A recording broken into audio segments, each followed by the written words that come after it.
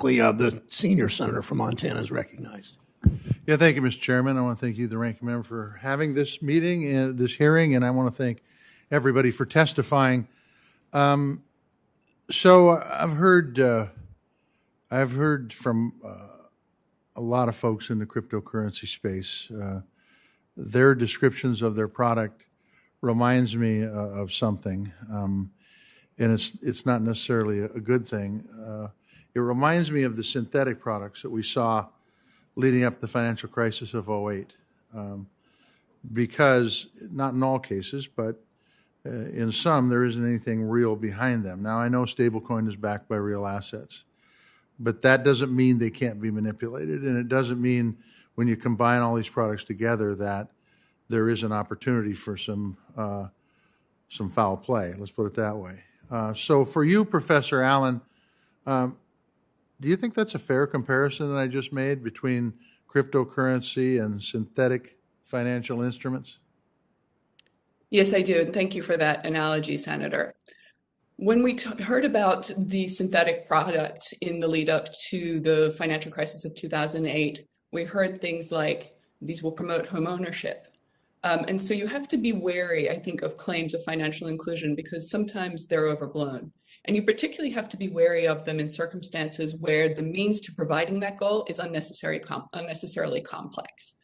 Complexity is a problem for financial stability. You don't understand why things are the way they are. If they're too complicated, that primes the system for confusion, opacity, and then panics.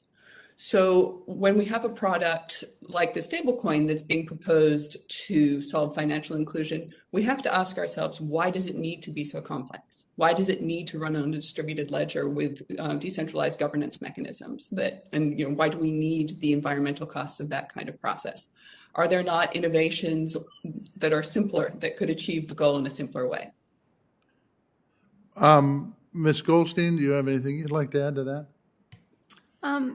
Senator, I would just add that I agree. I mean, I worked on Wall Street before, during, and after the financial crisis, and I do think that there are some important comparisons to the products that you raise. I do think that the secondary market where stablecoins participate, DeFi in particular, in some ways reminds me of the over-the-counter derivatives markets, but that was aimed at institutions. DeFi is very much retail and institutions. Professor Allen, I want to go back to you for a second. I believe you were the one that stated that if you have problems, there's no one to go to. Was that correct? That would have been your opening statement. Yes, that's correct. So I've got to ask you, if I had a problem, if I was using these products, who would I go to? Or am I just out in the cold? Thank you, Senator. I think it depends. If, in fact, the stablecoin has an issuer behind it that manages the reserve and there's a problem, you could go to that stablecoin issuer. But then that sort of highlights that these things are not as decentralized as anticipated. We're getting new intermediaries coming into the system. And those intermediaries have profit motives like any established financial intermediary. And so the sense of democratizing finance, I think, falls apart.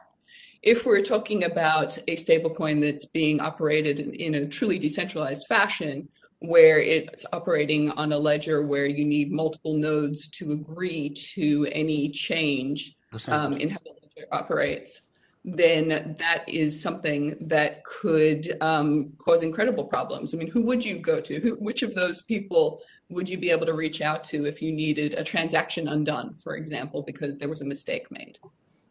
All right, thank you. Ms. Goldstein, you talked about that these, they have to meet 4 objectives. One of them was fees. What were the other 3? It needs to be predictable. You need to be able to exchange it for goods and services. And you mentioned fees. I forget what That's okay. That's all right. Forget my 4th. You said it doesn't meet fees because fees are high. Correct.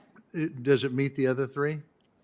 I think when you stay within the cryptocurrency ecosystem, it does meet the speed requirement. I don't think it meets the predictability requirement, and I don't think it meets the exchanging it for goods and services requirement broadly. Very quickly, because my time is slim, what kind of fees are we talking about compared to what we see in the industry today? It depends on the exchange. It depends if you're moving back to fiat. But let's say you start at fiat, you move into stable coins, you buy one by buying one on an exchange, right? Because as Mr. Disparte said, they don't service retail customers. You got to go to an exchange. You send it to someone else. They put it on an exchange. You bring it back to fiat. It can be as high as $80 front to back, or as low as $6. Western Union's about $4 or $5. Okay, and what kind of amount? That's a flat fee regardless of how much money you're It's an accumulation of fees because you have to take several steps Gotcha. throughout the whole Thank you very ecosystem. much. Thank you all. Thank you, Senator Tester. Senator